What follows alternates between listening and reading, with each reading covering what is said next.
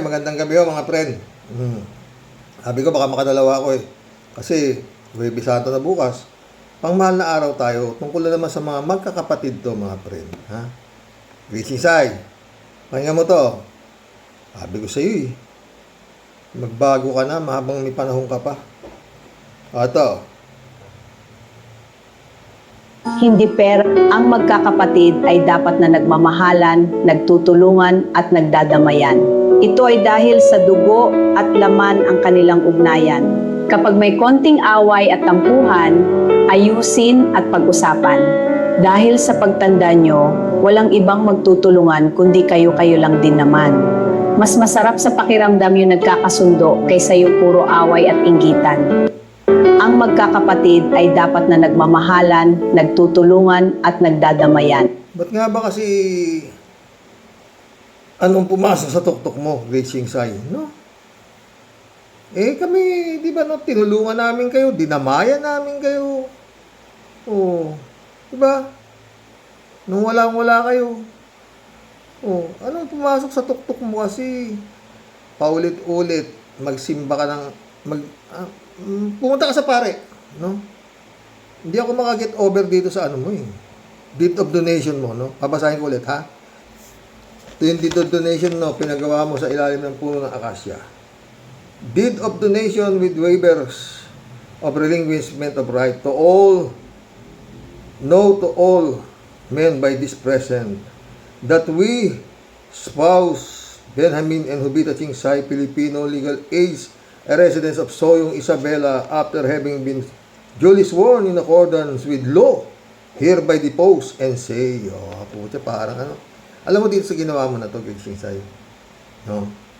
Pinalabas mo rito kung gaano, hindi ko masabing ano eh, tanga ang magulang mo.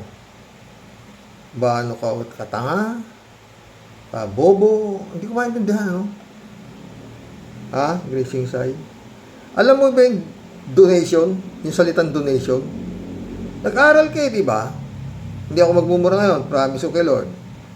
Pero baka madulas na naman, no? Pagka may mga nasunugan o nasalanta ng bagyo, humihingi ng donasyon. Yung kunyari sa Apario o sa kaman, gaya nung nagkaroon ng COVID, maraming nagbigay ng donasyon sa Pilipinas, di ba? Yung mga kung galing sa ibang bansa, mga donations, mga ganon. Ibig sabihin, ang donasyon, ibinibigay yan doon sa mga nangangailangan, hirap sa buhay, na nasalanta ganyan, no? Eh, ikaw, sa'yo dinonate lahat ng magulang mo. Gano'n naman kabobo yung magulang mo? Ikaw na walang pamilya, ikaw na napakayaman mo, sa'yo idodonate lahat ang ari-arian. Hindi ako makaan talaga rito sa kademonyo ang naisip mo, no? That we are part owner of the following properties listed below. Ang dami. Ang dami ho nito. Hindi ko na ho babasahin isa-isa. Hindi ho basta-basta ari-arian ito eh. Na pinag-interesan na ito. Alam mo, ganda ng pangalan mo, Grace. Dapat ang pangalan mo eh, Disgrace. No? That due to old age and for the love, affection, and care I have for our daughter. Our daughter, ilan ba kayong daughters? Ang dami nyo. Ikaw, Nene, Bitchi, si Mama. Paano pa yung mga sons? Lumalabas dito sa ginawa mo to na By this presence, we do hereby waive, relinquish, transfer, and convey all our rights, ownership, possession, all our rights. Ayon sa batas, hindi mo pwedeng i-donate lahat.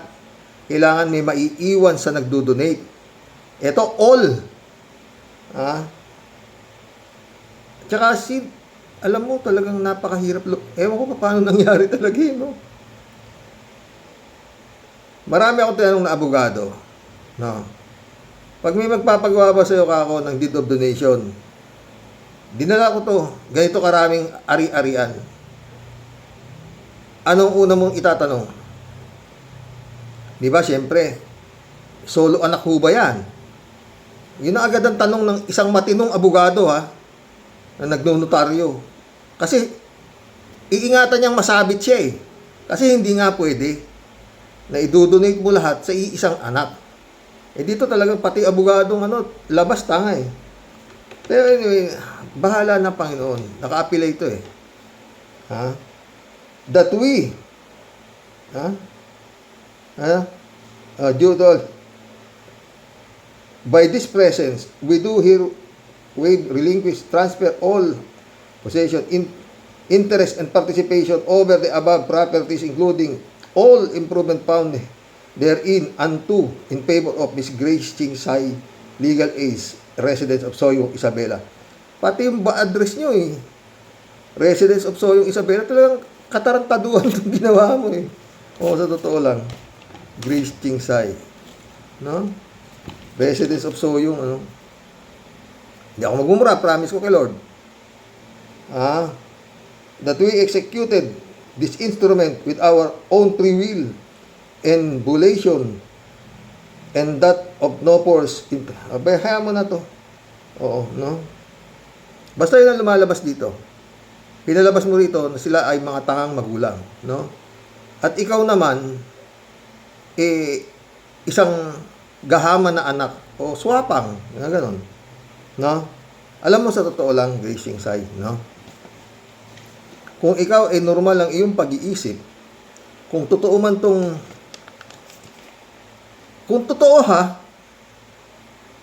dapat sana, kasi paano ba to? Paano ba ginawa mo? Paano? Sa isang compound, halos ilang pamilya kayo eh. Sama-sama kayo magkakapatid. Ilan lang naman yung nakabukod. No? Kami, ang talagang unang bumukod. No, dahil nga, nagkaroon ng gulo dyan eh. Dahil nga sa gagaling ng itong mga kapatid itong asawa ko, no? Nakakala mo kung sino, na wala nang kailangan. Eh, sinusumbang na kami, nung panahong walang-wala sila, halos, sinundo pa sa Maynila. Yung anak ng pating kayo. No? Grabe, Grace Ching Sai. Anong to? Ibig mong sabihin, sabi ng nanay at tatay mo, itong lumalabas na istorya nito, ha? Grace, tara. Punta tayo sa abogado. Paulit-ulit ako, no? Punta tayo sa abogado. At, bakit? Sabi mo siyempre, ha? Di ba? Bakit pupunta tayo sa abogado? Hindi kasi matanda na kami. Yan ang nakalagay dyan. Bigay na namin, i-donate na namin sa lahat-lahat ng aming ari-arian. Oh, di ba? Yan ang nakalagay dyan sa Tagalog, ha? Oh. Dapat sana ikaw, no? Kung totoo to, pero hindi yan totoo ka, kaya katarantaduhan yung pigwa mo, no? Pero kung totoo man nga yan, no, paulit-ulit, hindi mga papang, dapat ganun. Sa langit ka na sana pupunta eh. Hindi mamang, huwag ganun. Kawawa yung mga kapatid ko. Hindi ko naman kailangan ng pera. Wala naman akong pamilya. Marami naman akong pera. Akin na nga yung kalahati niyan eh. Kasi nga, sinosyo nyo ako. Salamat. Ganun. Ganun sana, Grace Ching Sai. Normal ka pa ba o abnormal ka na? Masyado ka nahilo eh. No? Patawag mo yung mga kapatid ko. At hatiin natin lahat yan sa magkakapatid. Ang ganda sana. Ganun. Kasi hindi... Kasi may mga pamilya naman sila, may mga anak pa sila. Ako naman, mamang, wala. Papang, wala akong iniintindi. Wala ka naman talaga iniintindi. O kung hindi intindi mo. Kung paano mo ililipat lahat kay Crisnel, yung kayamanan mo, ganun, yung isip mo. Umalis ka na riyan sa demonyong lumulukob sa iyo. Ha? Ito pa, pakinggan mo. Yun sana ang ginawa mo. Paulit-ulit, mga kaibigan kong taga-Itiyagi, pakishare nito. Baka sakaling masalba pa ang kaluluwa nitong Grace Ching Sai nito. Ilang panahon lang tayo sa may mga, tinitignan kita, ganun ka na ng ganun, hindi mo alam ha. O, sana bigyan mo na ng yung buhay mo. Bigyan mo ng magandang exit dito sa lupa ang iyong pagkatao. Kasi maganda eh. Sa totoo lang mga friend, maganda ang takbo nito nun eh. Na parang nabaliw lang, o yun nga, na-exorcist siya. Yan ang inabot niya eh. No? Simba ng simba ho ito, magmula pala simba itong babae na to, oo. No? Kung bakit ganito ang inabot nito, oo. No? Paulit-ulit, ha? Hindi, wala kaming masamang ginawa sa inyo. Lalo ako, wag mo akong niyarason, o magagalit na. Ayoko magmura. No? Dapat ganun ginawa mo. Wag mamang, wag. Mali yan. Kasi may utak kayo, di ba? Sabihin natin, tanga na yung magulang mo. Ikaw, pero talagang imposible. Imposibleng gawin yan ng mga magulang mo. Yang ganyang klase. Dapat ganun na lang. Kung sakasakaling naging parang mga nahibang sa yung mga magulang mo, ikaw lang talaga ang parang Isipin ito, winawalang niya mo. Juniora ito ni mamang. Carbon copy ng nanay mo. Ang diferensya lang yata niya, minunal si mamang dito eh. Siya wala eh. Carbon copy. Oo. At yun nga, napakabuting kapatid, napakabuting anak, putik. Wala kang kasalanan to mga premis. Ito, bait. Oo. Kaya ako nagpapasalamat ako kay Lord, mga boss. Totoo. Bakit? Nung ako'y binata, napakwento na tayo Nung ako'y binata, parati akong na-attract sa mga Chinese beauty. Oo. Mapuputi. Na-attract ako dyan. Mabilis akong, Kaya sabi ko kay Lord, gusto ko mapangasawa in chick. Basta yun lang sinabi ko, in chick. Kaya, alam nyo, mga friend, kasi meron kaming nagpapaboarding kami sa Quiapo eh. Yung mga bed space, mga room for rent, ganun. Meron kami sa bahay namin. Up and down kasi bahay namin, ganun. Pero matagal pa bago binigay ni Lord. Oo. Itong inchik na to. Maniwala kayo? Natutulog ako sa sala namin. May kumatok. May kumatok. Kwento na ko to. Maganda na to sabi, ito ba yung room for rent? Oo, kako. Hindi ko alam, yun na pala yung papangasawa ko. Kasama yung magkakapatid sila. Oh. Pero ito lang ang magkakapatid sila babae. Pero ito lang talaga mukhang inchik. Ito lang talaga Chinese ang beauty niya. Yung ibang kapatid, hindi naman eh. Oo. Yung mga babae, hindi. Ito talaga, ang mukhang inchik talaga. Oo. Ayun, ang nangyari doon. Kaya nga, yung hiniling ko kay Lord, na gusto ko mapangasawa inchik, inatid pa sa bahay namin. Lakas ko kay Lord, di ba? Oo. Yun. Malas lang. Yun nga. Namata ako nung tatay na ito. Pero kala ko naman, kasi kala ko marami pera eh. Kasi, tag ito, ilan sila nag-aaral, sabay-sabay, kuleyo. O may kasama isang ungas, yung kapatid nito, yung lalaki. Oo,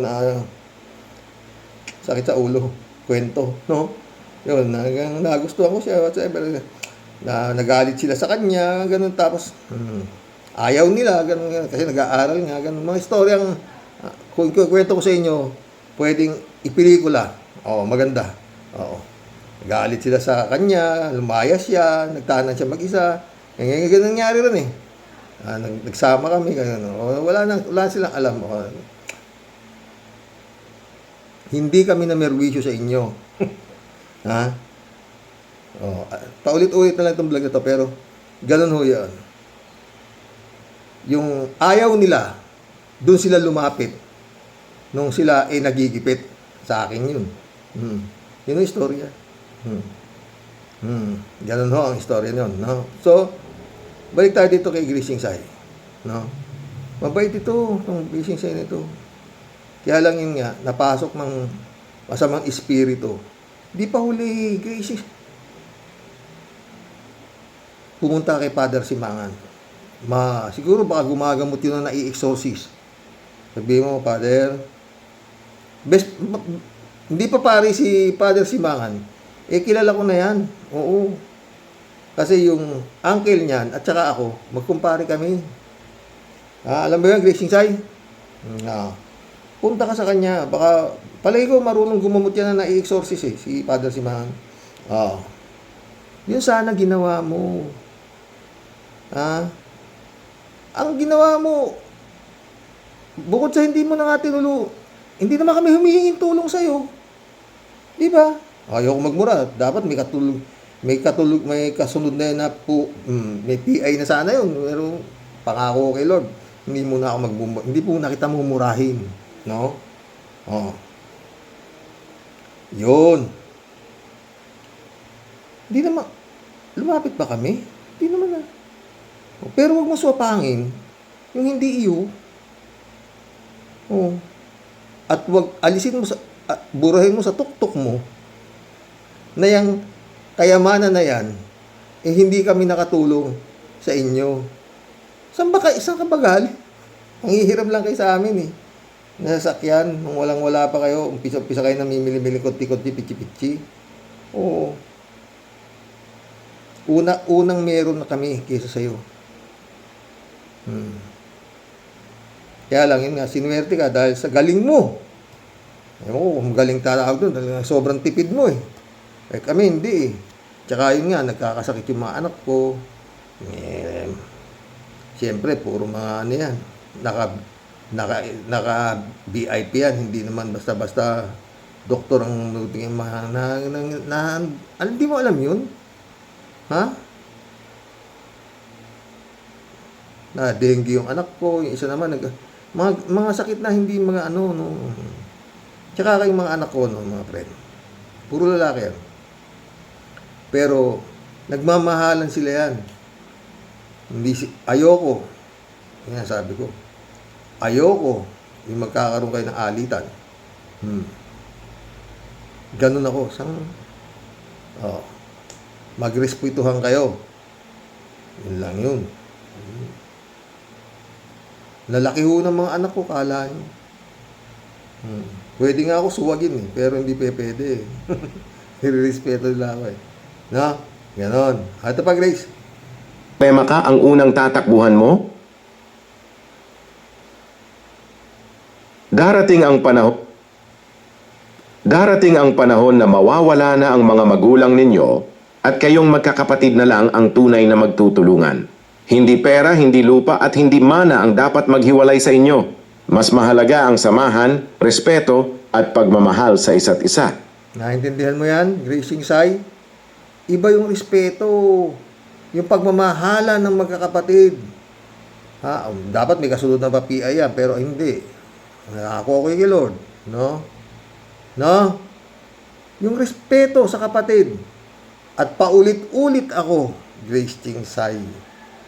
Baka may alam ka na naibigay ninyo nung nanay mo, nung tatay mo, na ginhawa dito sa asawa ko.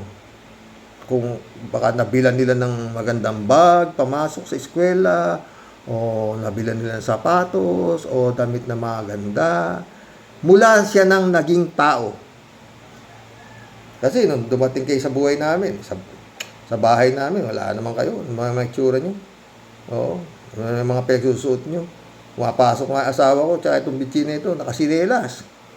MLQ, nakasinelas. Walang bag. Hanggang bit nila yung notebook, pasok na sila. Ganun, parang talagang pilit lang na nakapag, alam kasi, yun daw yata nga, noong panahon. Pride na ng isang magulang ang makapagpaaral sa Manila, maski na walang-wala. Yung ba trying hard? Ganun sila. Ba't di ko alam, sa amin kayo tumira, di ba? Ganun sila. Mababait ito sa totoo, itong magkakapatid na to. Mababait, tsaka sila, tagdaw. Masikap, matipid, lahat. Yang kuya nila na yan, na kinuha na ng nakarma na, pinagsilbihan nila talaga yan. Mababait itong mga babaeng to, oo. Yung isa, kusinera, itong asawa ko, labandera. Eh, okay sa, taga-alaga, ay, gracing sign na ito. Taga-alaga naman tong gago nito. Napamura na naman ako. Taga-alaga ni Krisnel, babysitter. Yan ang buhay nito mga, sa piling itong kanilang kapatid na ungas, no? Na wala namang naitulong sa kanila. Eh, kumuha ka nga ng katulong, di suswelduhan mo pa. Pero to, nag-aaral sila, wala sila baon. Oh. Alam ko eh. Kasi nga eh, sawa ko yung kapatid niya. Oh, pero yun nga. Kaya salamat ako kay Lord. Totoo. Sa totoo lang mga boss, ang bait ng misis ko. Pwede yan, patayo yan ng monumento. Siyempre ako, alam niyo, mahilig akong barkada, ganyan. Nung panahon na, nung hindi pa ako masyado, napabarkada ako rito sa mga may kaya dito eh. Kaya kung minsan, maaga na umuwi, mga ganyan. Saan-saan, sabong, mga ganyan. Wala kang maririnig sa kanya eh. Wala. Siyempre, basta ganun lang eh. Ang bait talaga. Hindi siya nagagalit. Kaya kung minsan sabi ko sa kanya, mga friend, si JJ pa, ikaw na naman, Tia Delia, kasi, minsan, nasa kami, sa labas kami. Minsan shot kung mga beer house, mga ganyan, no? Mga beer house, ganyan. Kasama ko yung mga kaibigan ko, no? Pagpatak na mga alas 12 ng gabi, ganyan. Nagri-ring na yung mga cellphone nila. Puro asawa nila tumatawag. Sabi nila, buti si Maring, hindi tumatawag yung asawa mo. Ay naku, iba yun, kako. Bakit? Pag umuwi ako ng gabi, ayaw yun yung nagigising siya. Ha? Ayun, kaibigan ko. Sabi niyon, pag ginabi ka na, huwag ka nang umuwi. Magpaumaga ka na. Istorbo ka sa pagtulog ko. Sabi ng mga loko-lokong kaibigan ko, swerte mo naman. Ay, ganun talaga yun eh. Kako eh. Oo. Ganun siya. Oo. Tsaka napaka-anon to ng miss ko. Napakababaw ng kaligayahan, totoo. Oo. Ganun siya. Kaya nga, ayan Grace, baka may alam ka. Nandyan, boy pa naman nanay natin. Nanay mo. Tanungin mo yung ina mo, Mamang, ano ba ang naibigay mong ginhawa kay Bompin? Isa lang. Mula siya ng naging tao. Ha? Hindi marami. Isa lang. Kasi napangasawa ko to talagang wala eh. Wala. Wala akong makitang maayos na damit niya. Wala siya. Hindi man lang siya nag-make up. Wala. Basta simpleng-simple mga friend. Simpleng-simple. Napakasipag.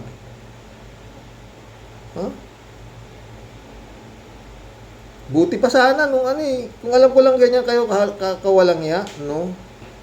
Kasi nung nasa Saudi ako, sabi ni Mama, pumupunta si Papang dito, nanghihiram ng pera. Hindi pa hiramin mo. Walang kagatol-gatol.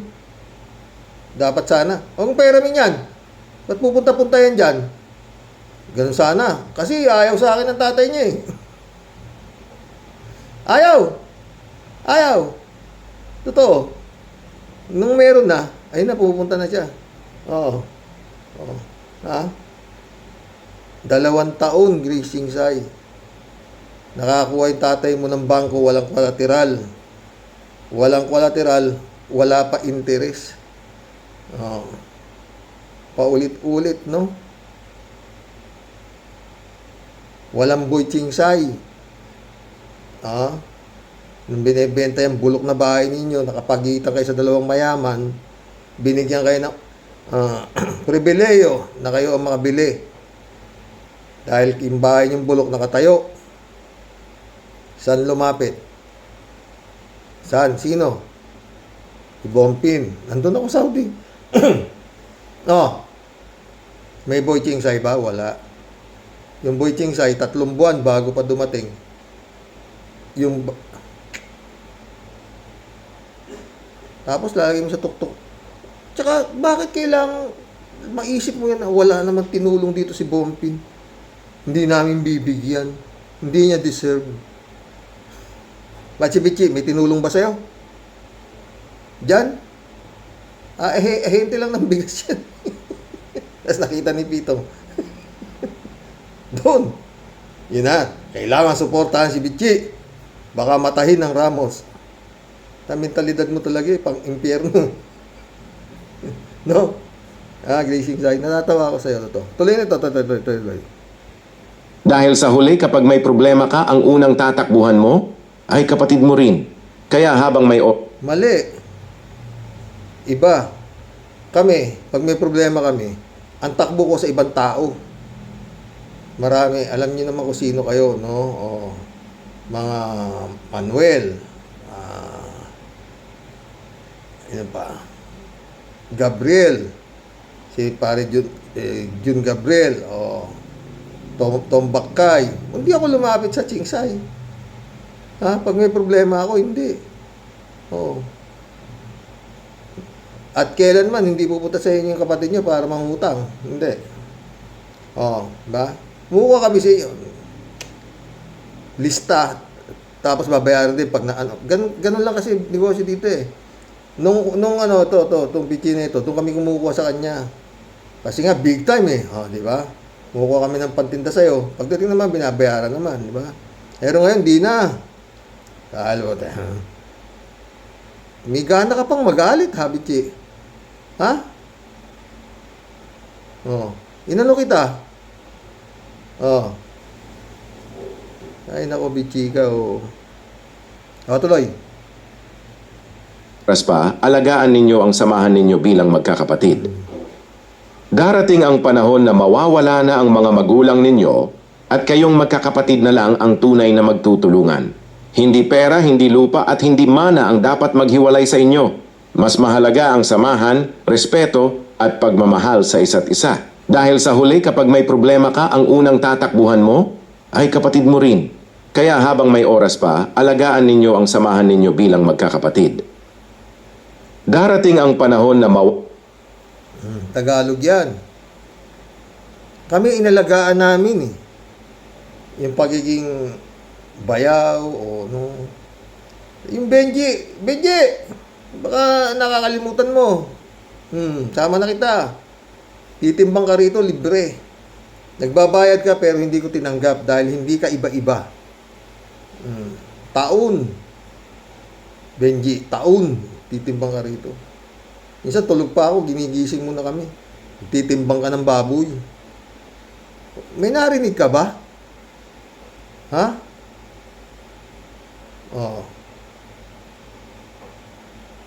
Yung isa naman dyan eh. Punta rito. Kakasal pala, nanghihiram ng alahas doon sa kanyang manang. Marcial? Para hindi mo kang katulong yung asawa niya. Ang bait namin sa inyo, tangin. Napapamura na naman ako. No? Ba't ganun? Ba't ganitong ginanti ninyo sa pamilya ng asawa ko? No?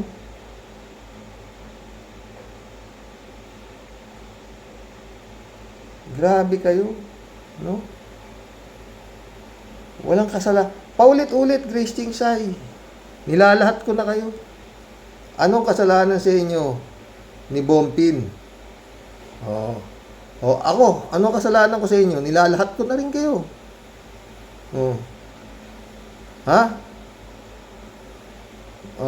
Ang bait namin sa inyo.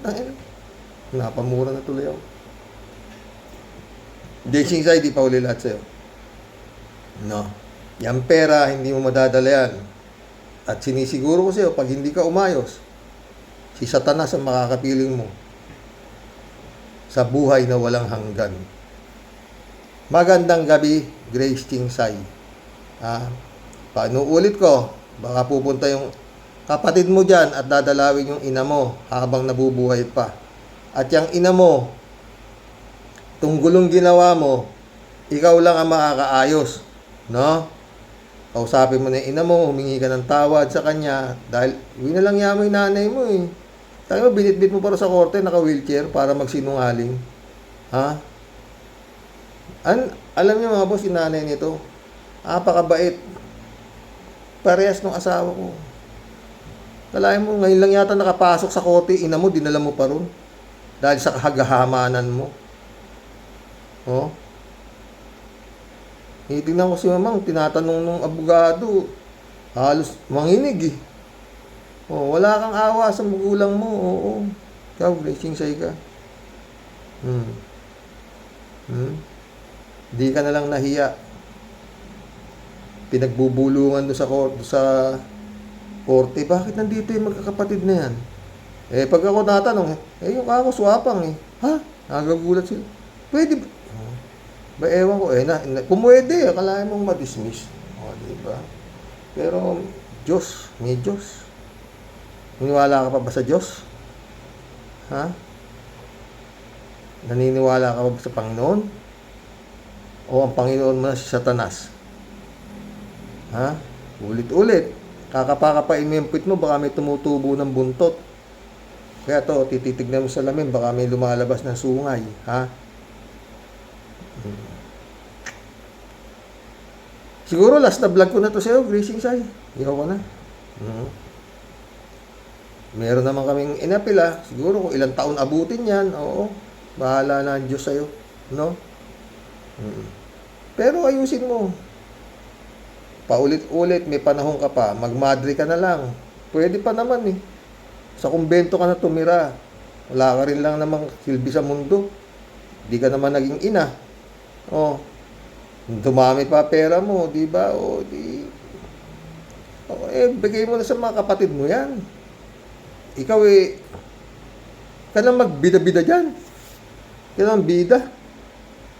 Pati buhay na may buhay, pinapasok mo. Na, hindi naman humingi sa'yo ng tulong si Pito, pumapil-papil ka sa pamilya niya, hindi ka gago. Napamura na naman ako. Sige. Mga friend ko sa Itiyage, paki-share to. Para makarating yan dyan sa babae na yan. Oo, amat, malay mo. Baka itong mga vlog na to, pag napanood niya tag dito. Mahimasmasan yung napasok ng masamang espiritu, di ba? O, di. Nakatulong tayo sa kanya. Gracing Sai. Pinanganak tayo rito ng hubad. Aalis tayo ng hubad. Wala tayong madadala, maski na piso. Paulit-ulit.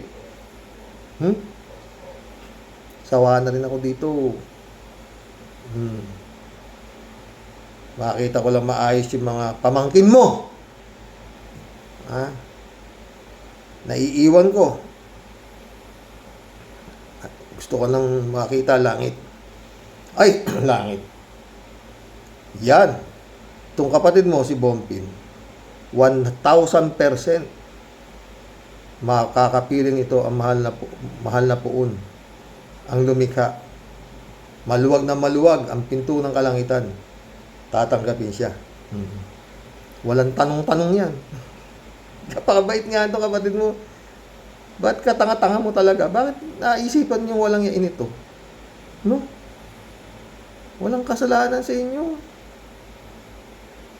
Paulit-ulit, isang kasalanan lang. Inyo na lahat yan. Milyon-milyon yan. Inyo na yan. Oh. Wala ka naman kayo mabigay. Isang kasalanan. Ano pa? Isang ginhawa na naibigay ninyo.